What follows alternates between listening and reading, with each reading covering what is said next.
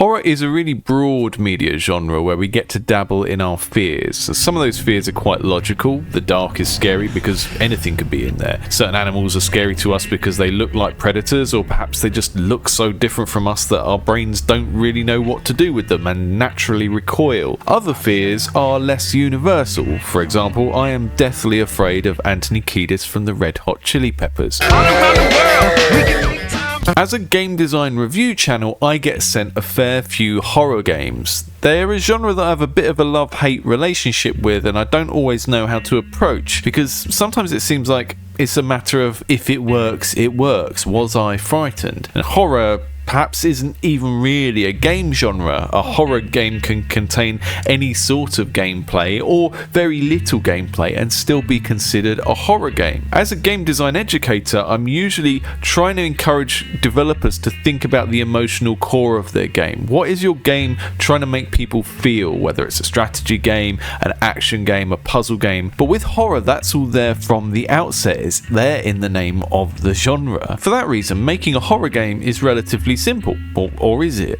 In this special episode of Indies Under the Knife, I'm going to be looking at 4 scary indie games that have recently been sent to me, giving a rundown of whether I think horror fans will enjoy them, and identifying any critical issues that I think they have in terms of the game design and the general creative direction. But before we get started, I want to talk a little bit about horror as a genre, for games and for media more generally. Genre is a tool for audiences to find a particular type of experience, and when we know a game, film or movie is a horror, we know that it is promising us the experience of being horrified. There's even a perspective within media psychology called terror management theory, which, to put it briefly, argues that humans use scary stories to help us cope with our fears around death, dying, kind of like a miniature inoculation to the real horrors of the world, whether it's the supernatural threat of Lovecraftian elder gods, or the sinister undertones of childhood fairy tales, or just true crime podcasts. Being scared seems to bring us excitement, coupled with some degree of relief as well. We still have to acknowledge that there are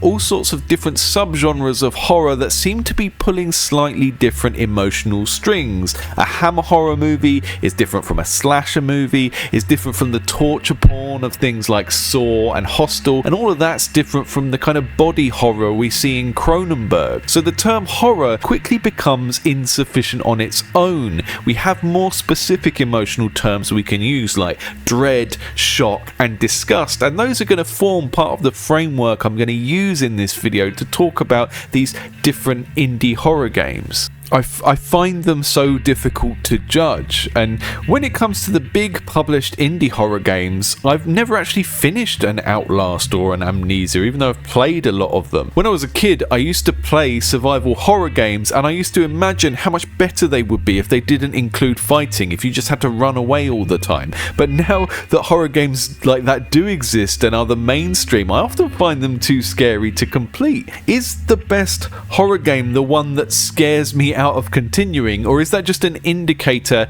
that the rest of the game wasn't doing enough to provide a payoff to push through the scares? Or maybe I'm just tired of hearing another story about sadistic experiments happening to mentally ill people in the sort of environment I probably would have been placed in myself 150 years ago.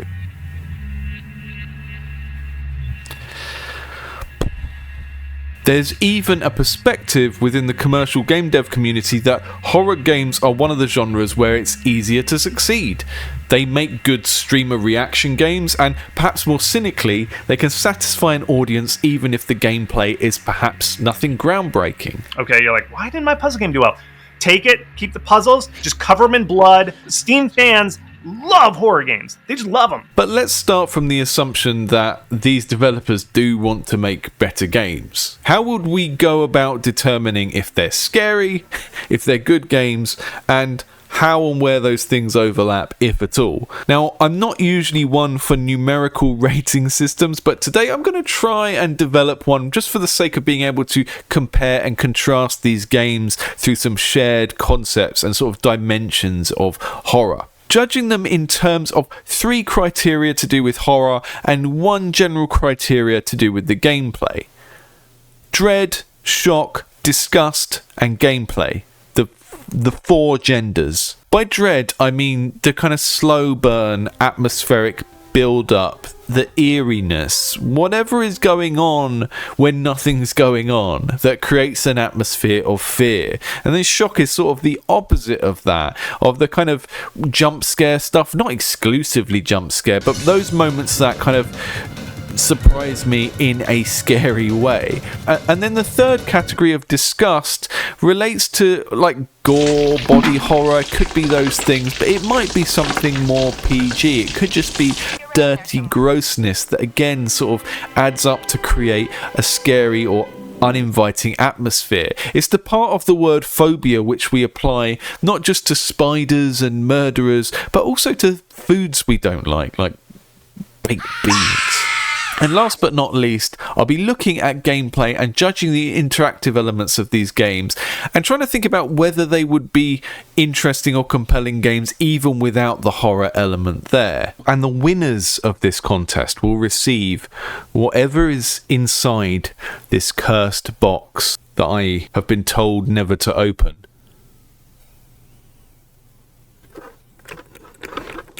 Habilis, I don't know how you pronounce it. Now, the first jump scare in Habilis is actually the splash screen, where you get greeted by some AI-generated art that seems to have nothing to do with the game. And there's some sort of Quake-ass interface that tells me in more fonts than necessary that this is a game based on a true story. And as with many true stories, I am then prompted to press a button to continue. I'm told that I'm going to be playing through something recorded by a content creator called Nathan Walter, which is a great setup for a situation where a slice of everyday life might slide into darkness. I'm presented with a view through a handheld camera, which is a bit of a staple of the genre at the moment. And then a starting area which is surprisingly easy to get lost in. I can see a kind of crashed car coming through a fence, which is kind of like where the normal life part of this game ends. And I'm immediately forced to pick up my gamepad because the mouse is really unresponsive on its default setting and I can't turn very quickly. And as is often the case with indie horror games, I'm also given a million different ways to faff around with my camera zoom and my flashlight and so on.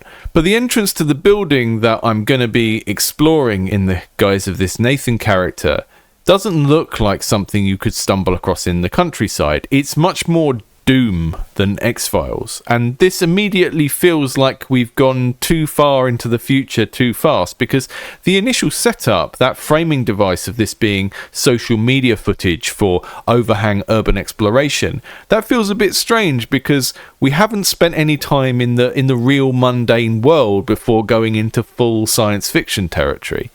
This place is definitely abandoned.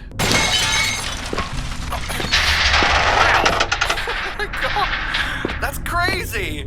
As we enter this facility, we're also greeted with a voiceover which indicates that this is some sort of public-facing salesy area, which it doesn't look like it's ever been. It looks like a stripped-down, bare-bones military facility. And even though everything is quite nicely rendered and textured, and it does really give you a sense of ick, the way some of this looks, there are too many of these elements which break the believability of the story for me. Why does this military installation have a kind of sales dialogue coming in over the tannoy? It feels like something out of Fallout rather than something I'd expect to see in a kind of horror game which is going for a more naturalistic approach. Overall, I feel like this game really needed to ease more slowly into the sci-fi elements so that we can really get a sense of being an average person who, like, you know, this could happen to anyone type scenario.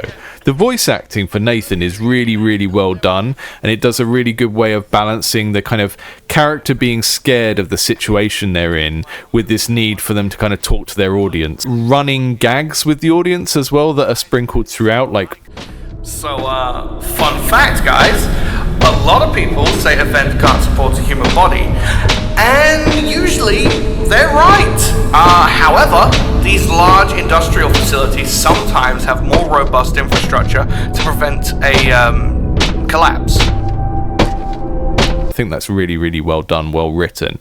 But this kind of immediate jump into this very 1990s grimdark sci-fi stuff makes the voiceover and the location feel like they are from two totally different games.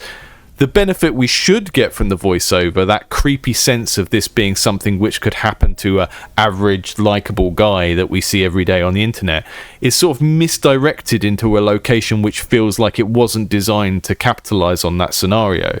We get this sense of social realism from Nathan's voice, but then that's drained away by some of the other limitations of the game. Every in-game action that we get, like trying to find a screwdriver at the beginning of the game and then finding the screwdriver and then using it on something, is a pop-up dialogue box which just tells you what happened. Voila! There isn't really any sense of the character having a body because we don't have any hand animations or anything like that. And I understand these things are constraints of time and budget, but it puts me in mind of something that I bring up quite regularly on this channel, which is that the more you push certain aspects of your game in the direction of realism, like the sound design and the visual design, the more you raise expectations of every other part of the game. If your game is quite stylized and cartoony in those kind of visual and audio ways, then people are going to be more forgiving of the fact that, you know, my character doesn't have a hand using a screwdriver in animation. But as soon as you go down this route of making everything look and sound and feel more realistic, then these absences or issues become more obvious and they stick out like a sore thumb. Now, I only played the demo segment of this game. There are some great jump scares, and I think one of the things that makes them good in the context of this video and comparing them to some of the other games is that they don't repeat. We see similar things more than once, but it's not in the same way, and that makes them kind of scary in a different way each time, which I really like. Habilis, I'm going to give a 3 for Dread, a 4 for Shock, and a 3 for Disgust.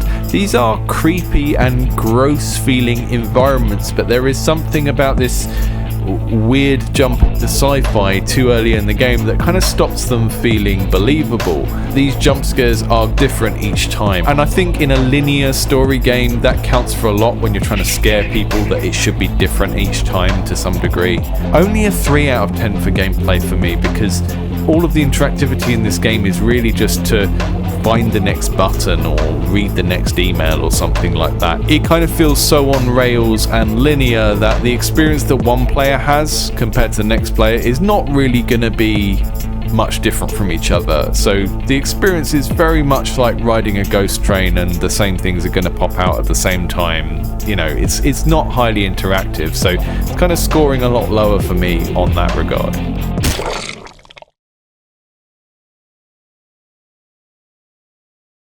So Vanish Falls opens with a cinematic which is quite technically impressive for what I think is the work of a solo indie developer, but which probably announces that we won't be escaping the common trope of the spooky asylum where everything is rusty. We're then also introduced to a blue-haired lady who appears to have stolen her Alexa from Halo. I'm not really sure what's going on here.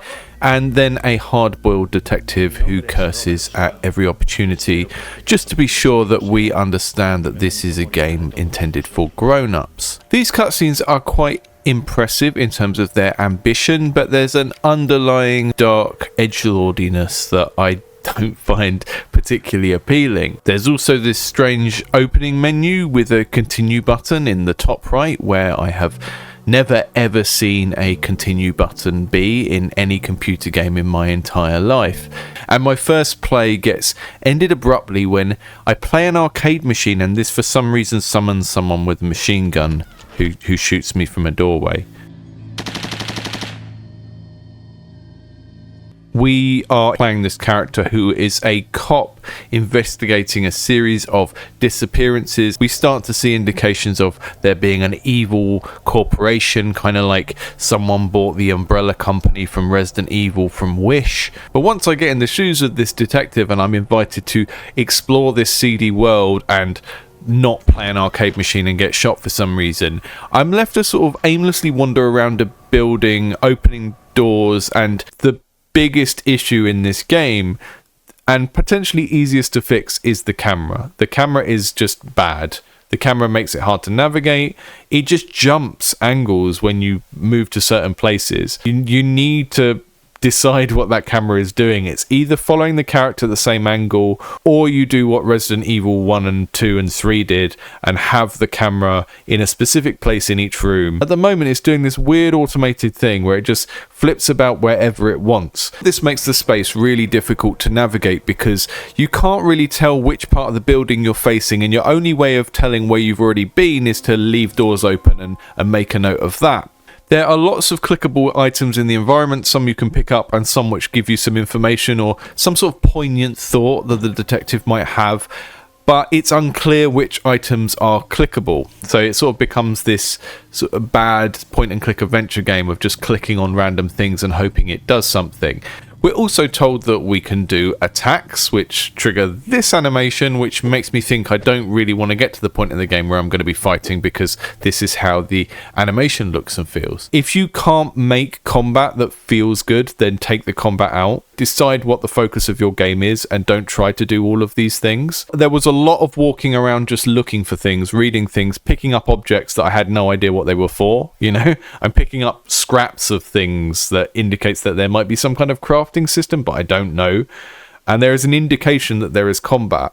But that first section of the game, before I get to anything really scary happening, there's just so much walking around, looking at things and picking things up, that it kind of just puts me off from playing the rest of the game. Overall, the controls in this game suffer from a condition I see far too regularly on this channel called "I don't think this developer has ever played a video game"-itis. There's a really weird mix of symbol choices here, with the player icon being like a 1920s noir cop with a fedora, but the actual player character is like some 1970s guy that you might meet at a Khruangbin concert. I suppose this does make a bit of sense because the guy's internal monologue often comes across as someone who is a deeply stoned individual who shouldn't be operating in any police force. Despite being just a bit too clunky, this game wears all of its inspirations too clearly on its sleeve to be scary in its own right. Like, the subtitle of the game is Darkness Walk With Me, which is just way too close to something from Twin Peaks. Fire, walk with me. The writing here is just kind of piling lots of edgy tropes on top of each other. We have lots of kind of allusions to lurid things happening. We have some very intense gore in the environment. Every character swearing as much as they possibly can. And I'd just like to see a bit more subtlety and a bit more kind of range. The title or the subtitle of this game is kind of indicating that this is inspired by Twin Peaks. And the reason why Twin Peaks works is it has this really big range between being something very grim and scary and sometimes supernatural, and being something that is kind of candy colored and soft and goofy. And this game doesn't have that range at the moment. It's only going for the gross out. It's only going for the grimdark.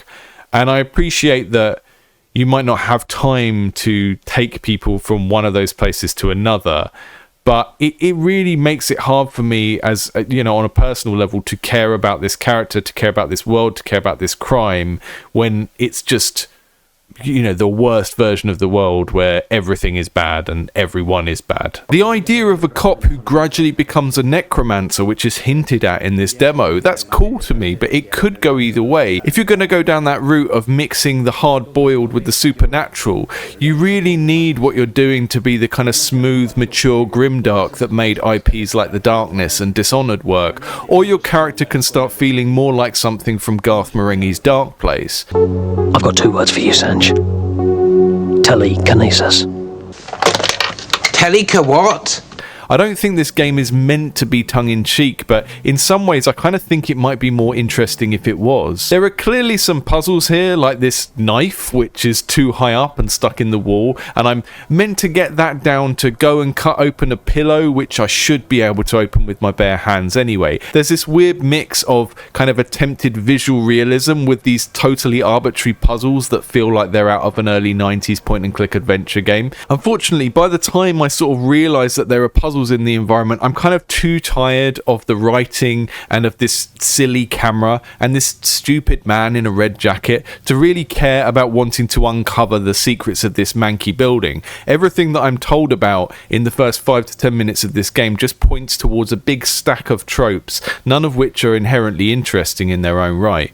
Sure, some people died in this building, there's some evil corporation involved, blah blah blah, but every note that I found in the environment sort of strongly implies that everyone here was a dickhead anyway. There's obviously been a lot of care and craft put into what you see here, but because it is effectively just a kind of wander around and find things kind of game, the writing doesn't point in the direction of something I'm particularly intrigued about uncovering, and I didn't get to the point in the game where I was doing any combat because by the time I'd got lost in this building several times, I just didn't really want to continue.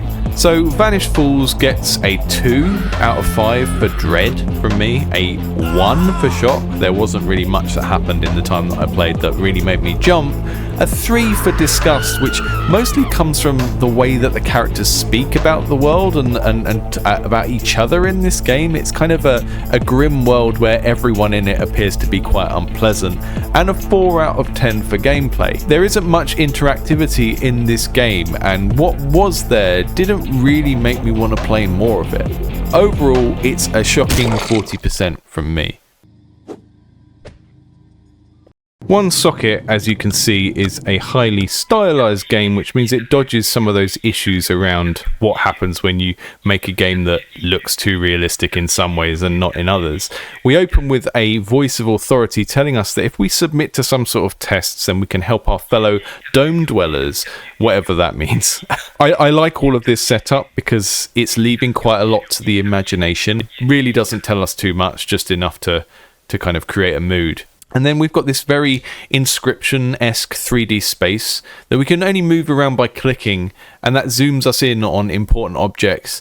And it gives us very little guidance initially, apart from the ability to click around and eventually make a phone call to the phone number listed on the TV advert. Then we get cut to black, a moody title screen, and we're taken to a room where a phone tells us what to do.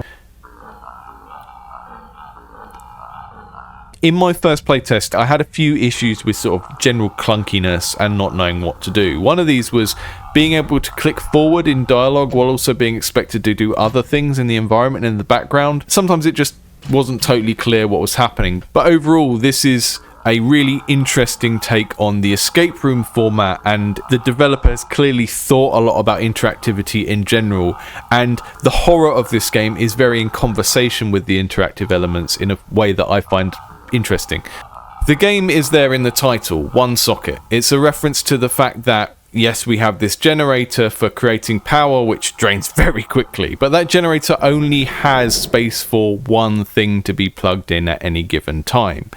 You have one socket to power all of these devices, which are a combination of things to light the room up so you can see what's coming, or this kind of tannoy system that makes a horrible noise that scares away the thing in the room. All of this is complicated by the fact that we have to plug in a clock and leave it plugged in to get it to tick up to a particular time to advance in the game. But with that plugged in, we can't use the tannoy and we can't use the lights. So, you have to survive for a certain amount of time in order to receive bits of the code, and then you have to call up a number and...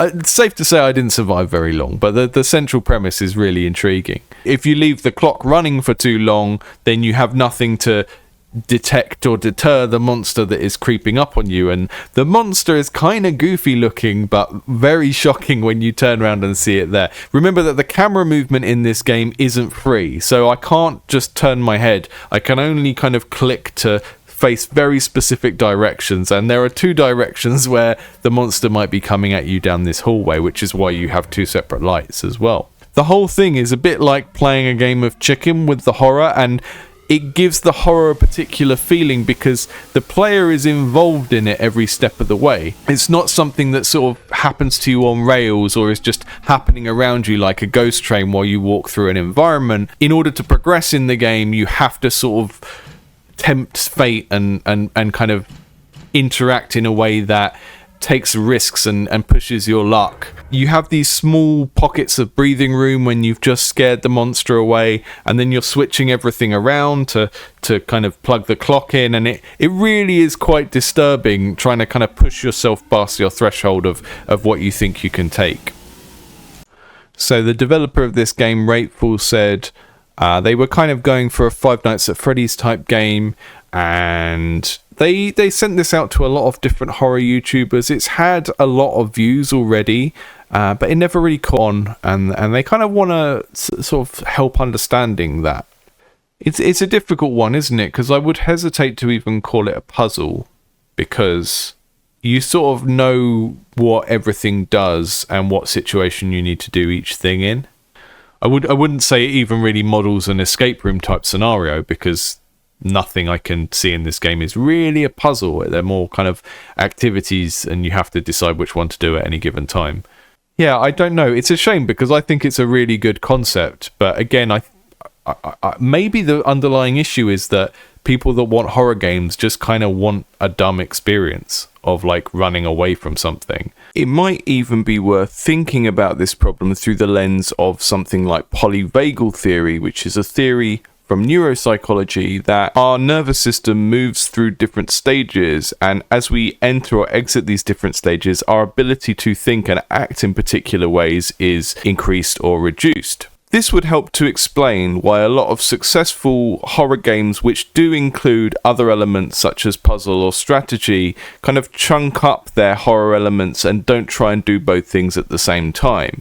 If you look back at the history of the design of horror-based video games, there seems to be an implicit assumption there that while players do enjoy being scared, they can't really do difficult cognitive tasks while they're in that state. A lot of the horror games I see are just stuff happening to you, and the level of interaction you have to have with that is relatively low. I think having to solve an escape room puzzle while dealing with these feelings is quite a big ask for people. Now, the art style in this game might not be as initially impressive as the more realistic looking games, but what it is coherent and cohesive. The art and the sound design all go together.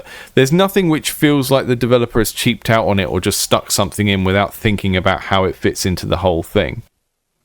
One socket, I give it a 4 for Dread, a 4 for Shock, and a 2 for Disgust. This isn't a gross game, but it does have a really kind of creepy sense of dread all the way through it. And the shock factor in this game is high, and it's a particular flavour of shock because the gameplay works with it. That kind of sense of there is a scary thing and you are forced to look at it and you are forced to interact with it in particular ways is really quite compelling for me. I gave this one a 7 for gameplay because I think it has executed very well on what it's trying to do.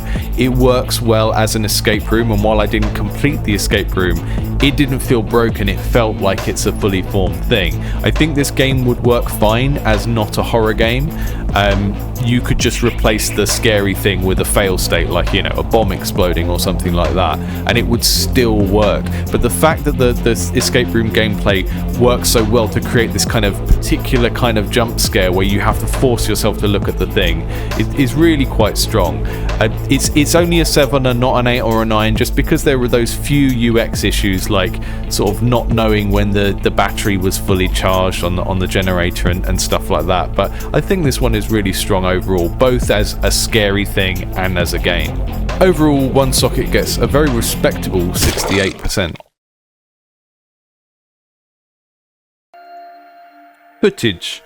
I have to give the developer of this one a shout out for including a feedback form in the game itself. It shows that they actually care about what they're designing and aren't just sort of trying to cash in on a supposedly easy to make genre. In footage, you are moving around a haunted location and you are trying to work out what type of ghost, what type of haunting you're dealing with by studying the behavior of it. It's a really interesting premise. I'm sure other games have done a similar thing here, but there are a few kind of easy to fix issues here. I think the controls for this game feel a bit daft. I'm looking around with the mouse, and then instead of the action for my item being mapped onto the click, it's on the F key, including swinging an axe, even though basically there's nothing that my mouse does except look around. It feels really strange. Once again, I'm begging you all to base your control schema for your games on an existing, established, popular formula, and then only deviate from that when you have a really good reason to, because I couldn't really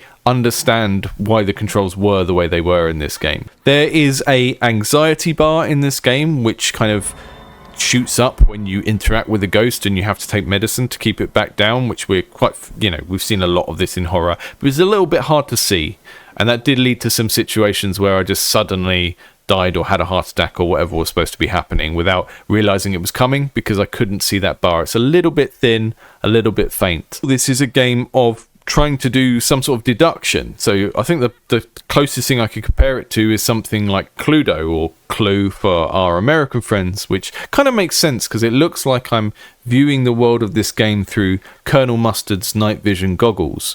There are some small niggling creative inconsistencies here that kind of bother me a little bit.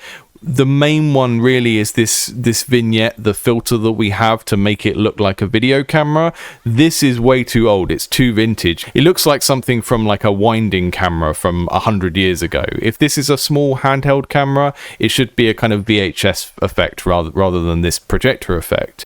The game has one of the best structured tutorials I've seen for a while in this sort of game, and yeah, it's a bit ham-fisted to put everything on the walls like this, but what it does is lead you around the space, show you objects, and show you how they're used. By the end of the tutorial, I had a very good sense of what the game was about. But once you're into the main game, the deduction puzzle of trying to work out which ghost you're dealing with is kind of really cool. It's a good idea, but it feels like you have to make some really big logical leaps to know which ghost you're dealing with it, and then which kind of ritual to do to resolve that. And I think that there are probably too many variations in ghosts to start with to work for new players. There are 6 different ghosts and 3 different rituals, and that also means that if you just pick a random ritual and do it, you have a 33% chance of just getting it right on the first try. But having to understand the differences between 6 ghosts, which don't actually look different from each other. Some of the behavioral differences between them are too similar. Like, one ghost doesn't like me taking objects, and another ghost doesn't like me opening drawers. And to me, those feel like they fall into the same sort of category of, the ghost wants to prevent stealing. I think the 6 could be 3. And I think the game would benefit a lot from just reducing the amount of ghosts and making their behaviors a lot clearer.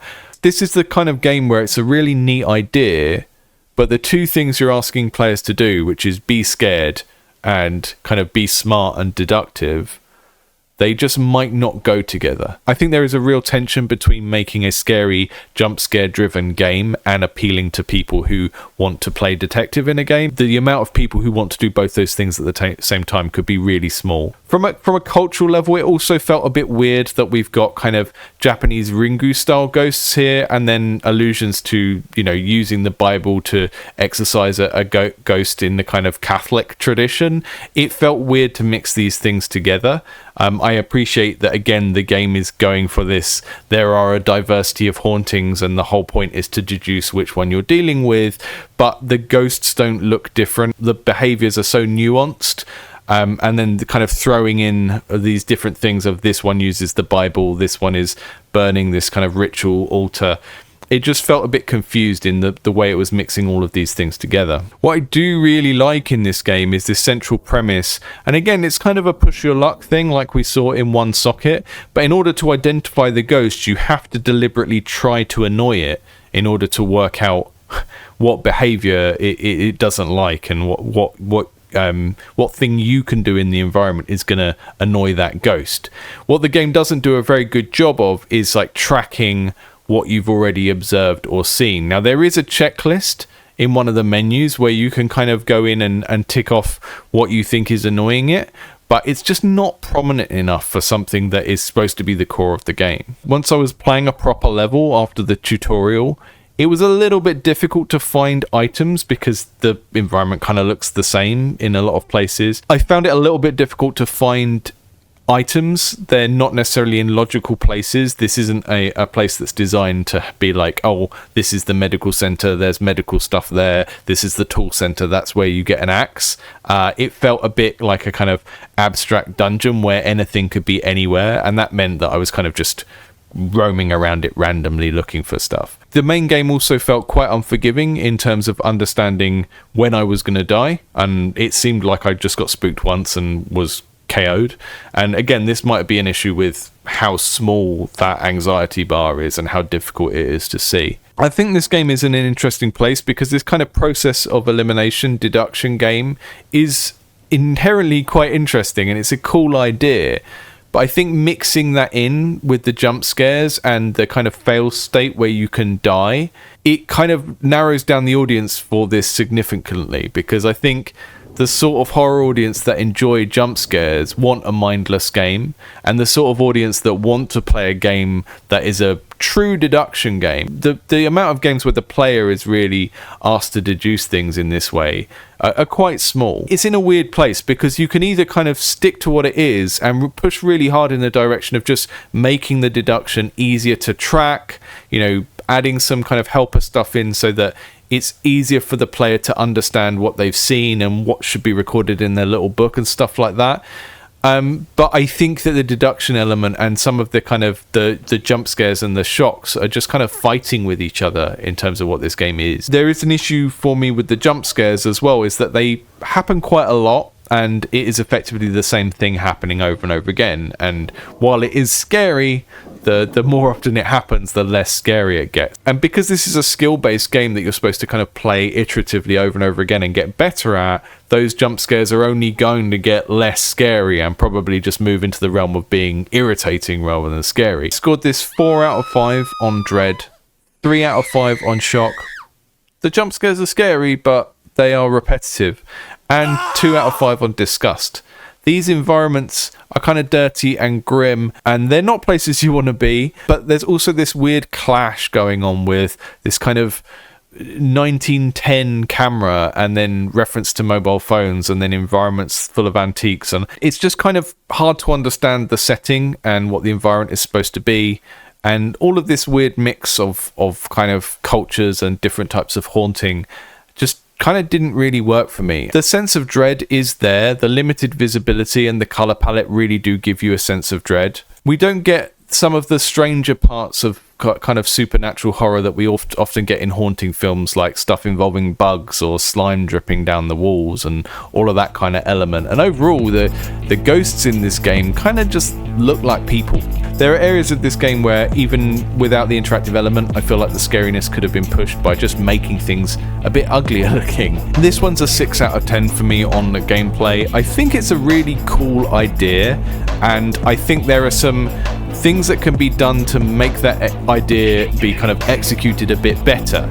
But I do wonder whether there is a fundamental issue between the things that are being mixed here, because we've got a deduction puzzle mixed with a type of jump scare shock, which is going to appeal to people who may just not want to play a deduction puzzle. And while I find the deduction puzzle really interesting, I'm also not the type of player that plays a lot of games with jump scares in, so that might be an issue, right? That you're never going to find someone that likes both of these things at the same time. But maybe I'm wrong. It's a 60% from me for footage. Not terrible. Areas for improvement, which I think would be quite easy to improve, but some stuff that makes me worried that the fundamental premise of the game might just not work for a lot of people. I hope you've enjoyed our little foray into the unnatural and the unpleasant and the unexplainable. If this is your first time with the channel, then I would ask you to subscribe and do all the nice supportive things that all YouTubers ask you to do. If you really like what I do here, then take a look at the Patreon link down below as well, or you can support us through a YouTube membership. I love being able to do this regularly, to look at the games that people have sent to me and do reviews that hopefully help those people make better games and help people understand new perspectives on game design and all that sort of lovely stuff. Keep sending me your games at indiegameclinic@gmail.com, and I will keep doing videos like this. Sometimes with the smaller games, I play them on a stream first to see if there's anything interesting there to talk about. And just bear in mind, I've literally just done a horror games review, so I might not do another one about horror games for a little while. So if you send me your horror games, they might not show up on the channel for a few weeks or maybe in a month, because I'm all horrored out. Send me some money on Patreon if you can. I'm running dangerously low on underwear after all that excitement. I've been Dr. Joe Baxter Webb, here for the Indie Game Clinic. Let's make better games.